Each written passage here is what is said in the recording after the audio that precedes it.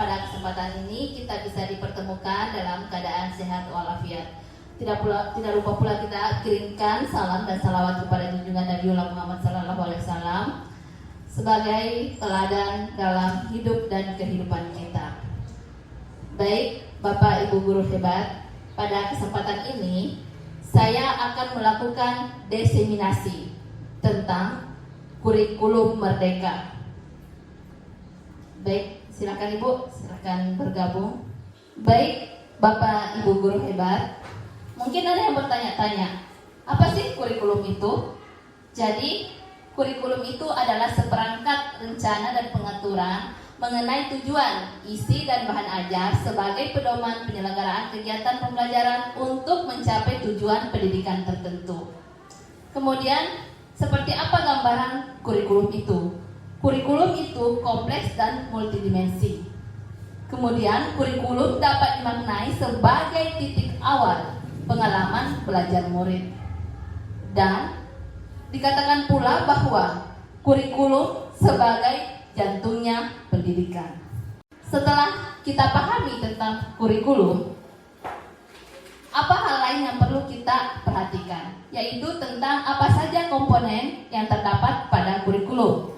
Nah, yang pertama, ada 3 komponen yang terdapat pada kurikulum. Yang pertama ada tujuan pembelajaran atau konten. Kemudian yang kedua, panduan pedagogik. Dan yang ketiga adalah panduan asesmen. Nah, perlu Bapak Ibu guru pahami bahwa dalam menyusun kurikulum itu harus selalu mengacu kepada pembelajaran yang berdasarkan kebutuhan murid. Oke. Kemudian ada mungkin di antara Bapak Ibu yang bertanya, kenapa kurikulum perlu dirubah? Jadi, tentunya kurikulum perlu berubah agar yang pertama, relevan dengan perkembangan zaman, bahwa kurikulum yang baik adalah kurikulum yang sesuai zaman. Sepakat Bapak Ibu? Sepakat.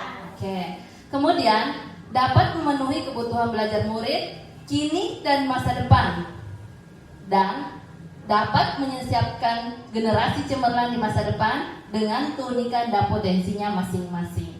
Jadi ini adalah pemahaman tentang mengapa kurikulum itu perlu berubah. Tentunya harus berubah mengikuti perkembangan zaman dan mengacu kepada kebutuhan murid-murid kita. Apa kurikulum itu supaya bisa sampai pada proses pembelajaran di sekolah? Tentu mungkin ada yang bertanya-tanya seperti ini. Nah, sehingga kurikulum perlu diadaptasi. Pertanyaannya, untuk apa kurikulum itu diadaptasi? Agar sesuai dengan kebutuhan murid-murid di sekolah Bapak Ibu, di mana kita ketahui keadaan sekitar sekolah berbeda-beda. Murid kita pun berbeda-beda, dan bisa jadi pembelajaran yang berhasil bagi setiap murid juga tidak sama. Sehingga perlu satuan pendidikan membuat kurikulum operasional satuan pendidikan, atau kita singkat KOSP, dengan mengacu pada kerangka dasar kurikulum yang telah ditetapkan. Sepakat ya Bapak Ibu sampai di sini? Sepakat. Oke, baik, kita lanjut. Mungkin ada lagi yang bertanya, apa-apa saja poin pada kurikulum yang telah ditetapkan. Mari kita lihat. Kurikulum yang telah ditetapkan itu ada 4 poin. Yang pertama, terdapat di dalamnya tujuan pendidikan nasional, profil pelajar Pancasila, struktur kurikulum, prinsip pembelajaran dan asesmen, serta capaian pembelajaran.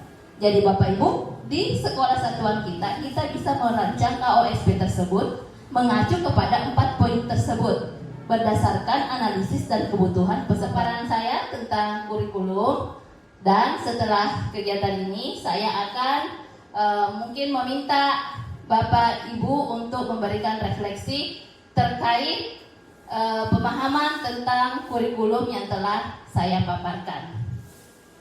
Ada yang mau memberikan refleksi? Ini ada lembar umpan balik.